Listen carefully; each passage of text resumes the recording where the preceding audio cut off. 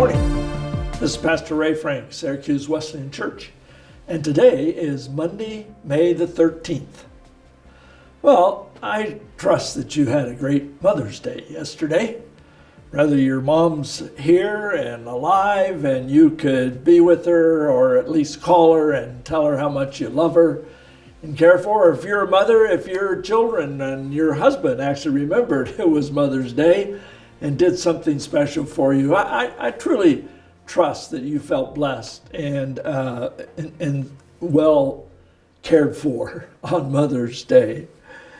But, there's always a few challenges that I face when I try to do a Mother's Day service, which we did yesterday at our church. There's some folks that talking about a memory of their mother is a hard thing, a sorrowful thing. There are far too many people in our world today who were abandoned or abused in their childhood.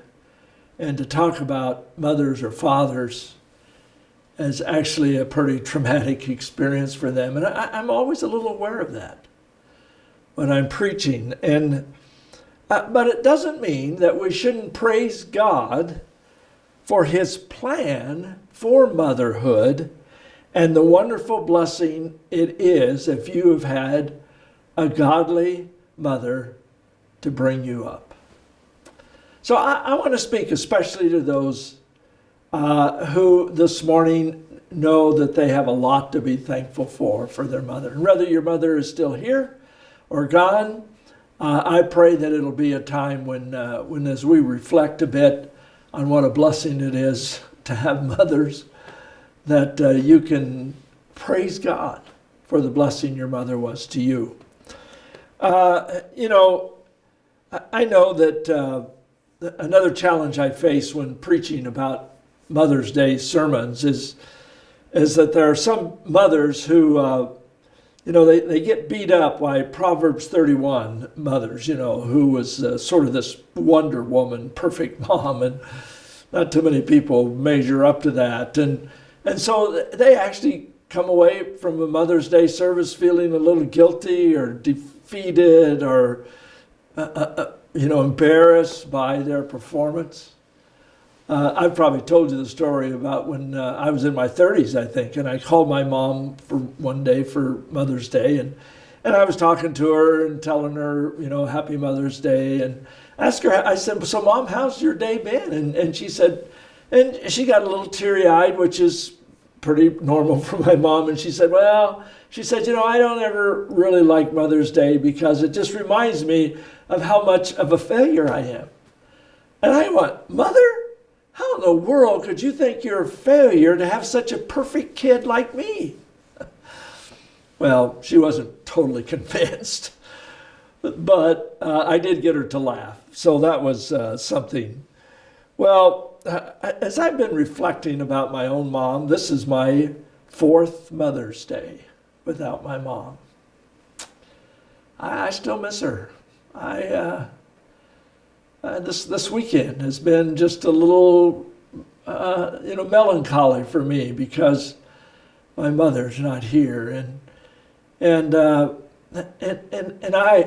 glad that I have the assurance she's in heaven with Jesus and Daddy, and they're there waiting for me, and I'm glad for that. But boy, I sure miss them now, and I wish my mom was so I could give her one more hug.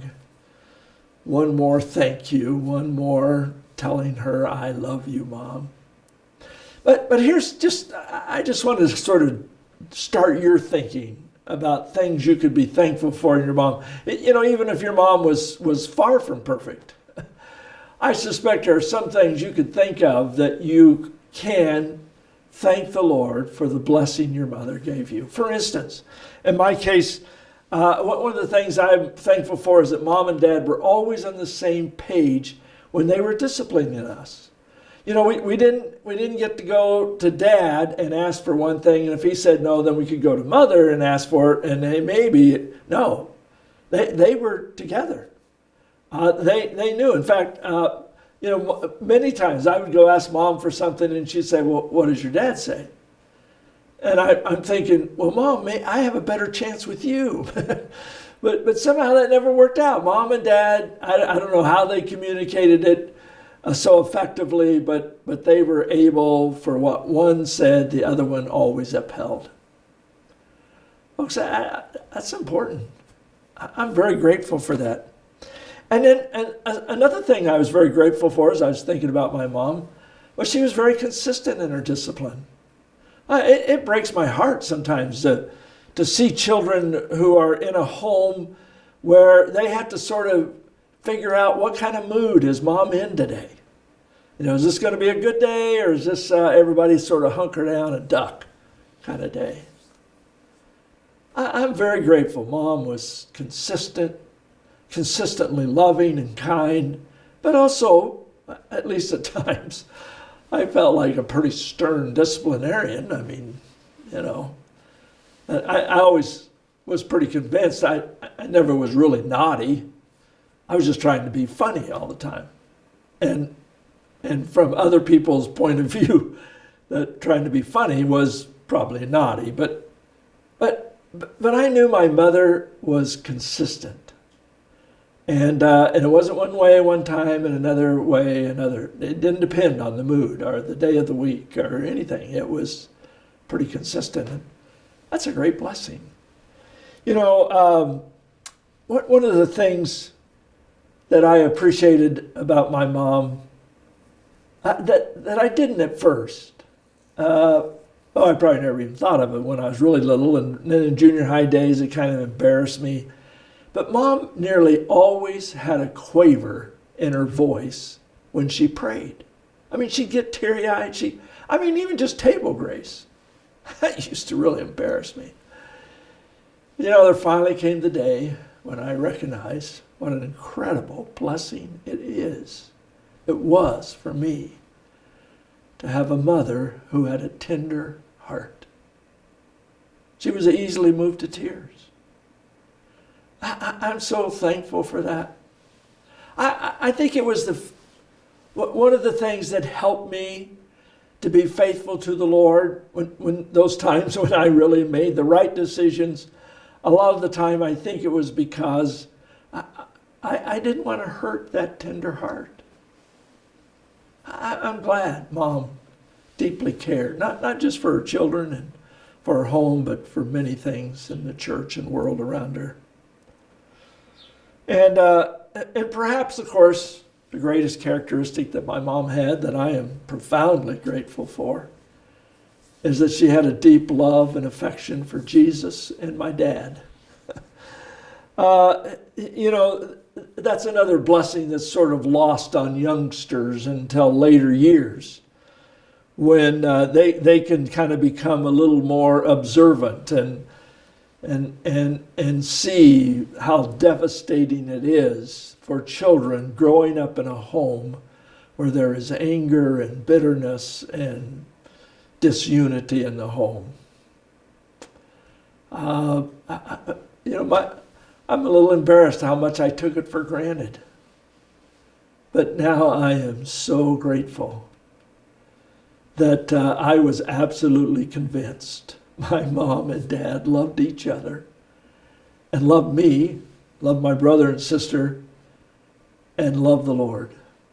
I have no way of knowing, of course, but if I ever got psychoanalyzed, I think maybe one of the things a psychiatrist would figure out was if I have any sense at all of contentment and a confidence in my own relationship with God and others, it probably has a lot to do with the fact that my mom and dad loved each other and provided a safe environment to grow up.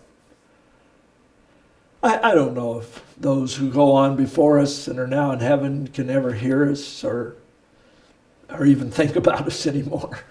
They may have more wonderful things to work on.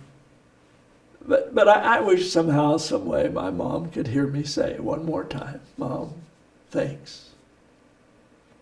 I love you.